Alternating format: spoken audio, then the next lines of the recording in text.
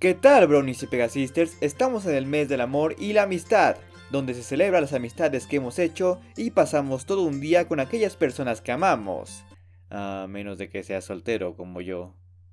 Y en My Little Pony hay muchas parejas, tanto canon como con ciertos indicios de que son canon, cada una con su historia de fondo y aporte al desarrollo de los personajes. Sin embargo, lo que nos ha traído aquí el día de hoy son esas parejas que se encuentran con los mejores personajes, en el fondo, dándole más vida y profundidad al mundo de la franquicia y, más importante, inspiración para el fandom de crear su propio canon. Es por eso que en esta ocasión veremos 7 parejas de fondo que quizás no sean canon, pero sí poseen las suficientes interacciones donde se retraten como pareja, y ya quedará a tu interpretación si los consideras una o no. Por lo que sin más, comencemos. Iniciamos nuestro top con una pareja que creo que todos conocen, puesto que tuvo su momento en primer plano, siendo estos Caramel y Sasha Flash, a quienes vimos en todo su esplendor en el episodio El Día de los Corazones y los Cascos durante la canción La Pareja Ideal. Aunque fuera de esto, realmente no los vimos interactuar mucho, pero de cierta forma confirma su noviazgo. Sin embargo, curiosamente los vimos juntos de nueva cuenta en el episodio Cura Mágica y Misteriosa durante la canción Un Amigo de Verdad, pero ya no como pareja, sino como un par de transeúntes malhumorados a falta de la simpatía de Pinkie. Esto ha llevado a muchos a pensar que en algún punto, o quizás en ese mismo episodio, estos dos hayan terminado, algo que medio se sustenta por el hecho de que Sasha Fran se ha visto con otros corceles posterior a esto, como es el caso de Coco Curse. Pero de hecho los fans han notado que ella posee demasiadas escenas junto a Sea Sweer, al grado en que muchos fans la shippean, pese a que ellas no han interactuado como pareja. Pero bueno, eso nunca los ha detenido.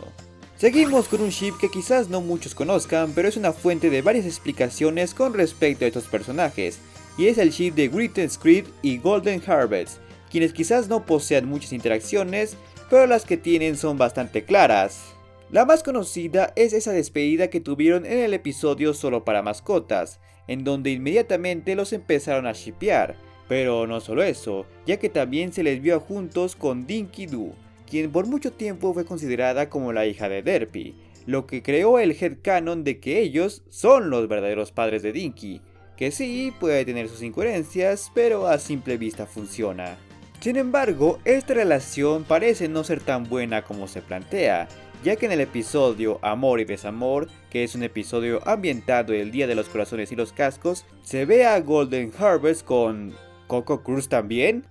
Este tipo es un robanovias. Y miren, también se roba a los novios. Bueno, no sé si hay un headcanon o un fanfic sobre esto, pero espero que sí, porque es un buen material para una telenovela. Y ya entramos en terrenos menos sutiles con el ship de Starbright y Silver Script, un ship que quizás muchos de ustedes pasen desapercibidos, pero es bastante claro que existe.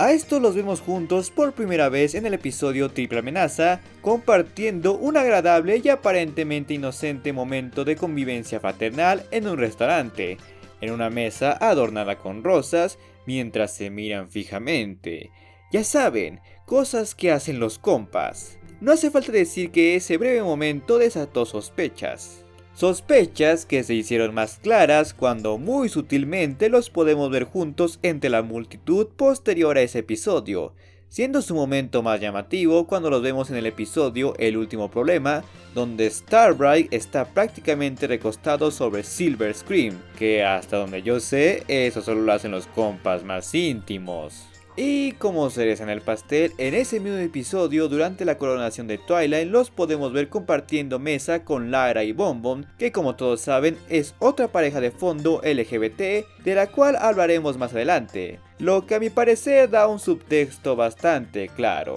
Como curiosidad, podemos ver en el episodio El Día de los Corazones y los Cascos a Starbright en una aparente cita con Perisol, y teniendo en cuenta que este episodio es mucho antes que Triple Amenaza, podemos suponer, o al menos dar un headcanon, de que por lo menos Starbright experimentó antes de darse cuenta que prefiere el chorizo. Y ya empezamos a romperles el corazón a los fans de antaño con este ship que nadie vio venir, y es prácticamente el de Derpy y Bob Bixets, más específicamente sus versiones de Equestria Gears. Ese ship es particularmente gracioso ya que la primera vez que los vemos interactuar directamente a estos dos es cuando Bob Vixes pareciera querer darle un golpe a Derpy, algo que podría ser letal considerando la diferencia de masa muscular. Pero posteriormente los vimos siendo muy unidos en varios especiales y cortos posteriores, a grado en que no fueron nada sutiles en el especial de Navidad, pues ahí se ve claramente que Boog abraza a Derpy mientras caminan, y hasta vemos que carga todas sus compras, como lo hacen todos los novios y no novios. Lo que me preocupa es que ambos no poseen la mejor capacidad intelectual, así que si un día deciden ponerse calientes, puede que no terminen o no lleguen a la universidad.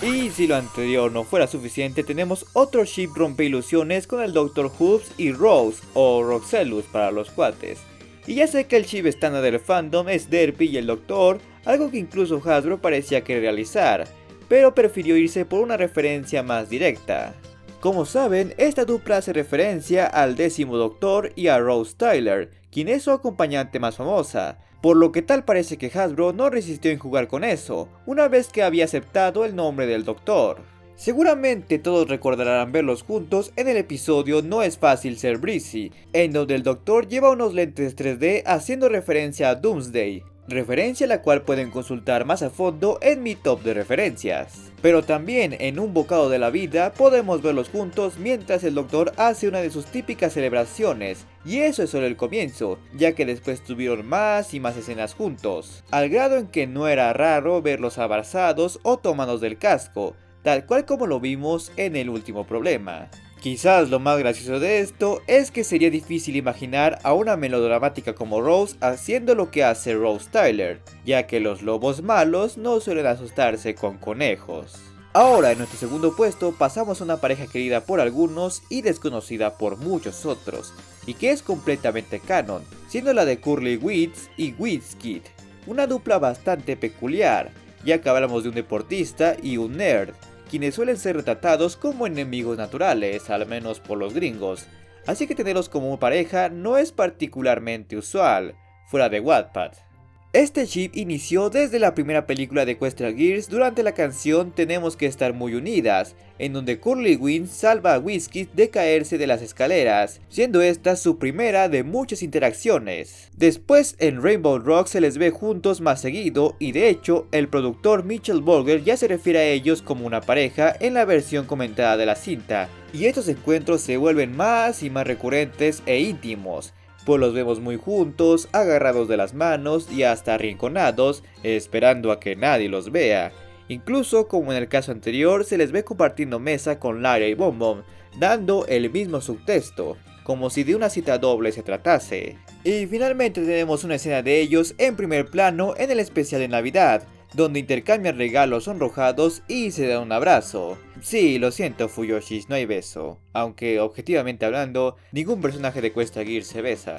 Básicamente los escritores, o al menos los animadores, se dieron la tarea de desarrollar a esta pareja estando casi en su totalidad en el fondo y con cero diálogos, algo simplemente de aplaudirse siendo honesto. Y esto me hace pensar, ¿por qué las Fuyoshis y todos esos progres que tienden a celebrar hazañas como esta en otras series no les dedican mucho a estos dos? Sí, tienen su cierta fanaticada, pero comparado con otras parejas, sí está medio olvidado. Supongo que es porque es una pareja gay y la mayoría de la gente solo le interesa a las lesbianas, más por fetiche que por inclusión genuina, y las Fuyoshis hacen más ships de personajes que ni son gays. Pero bueno, al menos podemos decir que los fans que sí tiene sí son bastante dedicados, porque no a todas las parejas se les hacen cosas como esta.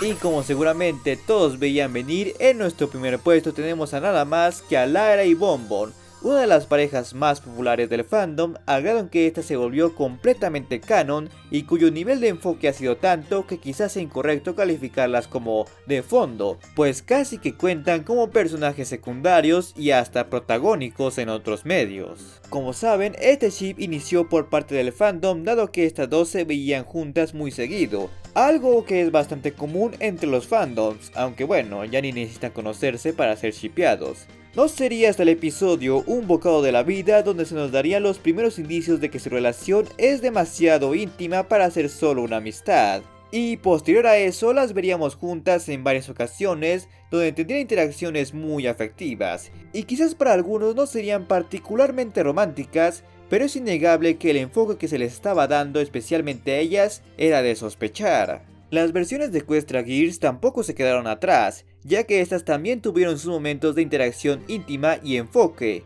llegando a protagonizar su propio cortometraje en donde se mostraba cuánta rivalidad y amistad podían mostrar, aunque eso último sí es cuestionable. La cosa culminó cuando en el episodio La Gran Declaración podemos verlas en el fondo proponiéndose matrimonio mutuamente, y posteriormente en el último problema ya como una pareja casada, haciendo innegable que este ship es canon. Y como dije, estos personajes no podrían ser considerados de fondo, pues han tenido varios momentos en primer plano y fuera de medios animados han sido bastante importantes, pues ellas formaron parte del equipo de expedición de Rainbow Dash en la 10ª temporada y hasta llegaron a protagonizar su propia novela. E incluso, ellas protagonizan varias de las historias del juego oficial de GameFlow, donde usan sus puestos como agentes de Smile para resolver problemas sin que nadie se entere, aunque creo que todos lo sabían. Y de hecho, en la serie y en el libro se menciona que Smile es una agencia caza monstruos, pero en el juego se meten con cosas de viajes en el tiempo y bueno, no importa. El punto es que esta y otras parejas de este top, así como cualquiera que crean que me haya saltado, les da más veracidad y profundidad a este universo, que prueba por qué es la fuente de tanto contenido por parte de fans, y a su vez los escritores toman inspiración de ese contenido, volviendo esta una relación simbiótica de creador y fanáticos, algo que pocas franquicias poseen. Pero si también quieres conocer 12 videojuegos creados por fans de My Little Pony, o la vez en que las Main Cs conocieron a las ponis de la G1, te dejaré las ventanillas en las que puedes hacer clic aquí mismo. Y como siempre, no quiero irme sin antes agradecerle a todos los suscriptores que se han convertido en miembros del canal y recordarles que den like, se suscriban y bueno, ya saben. Por lo que nos veremos muy pronto.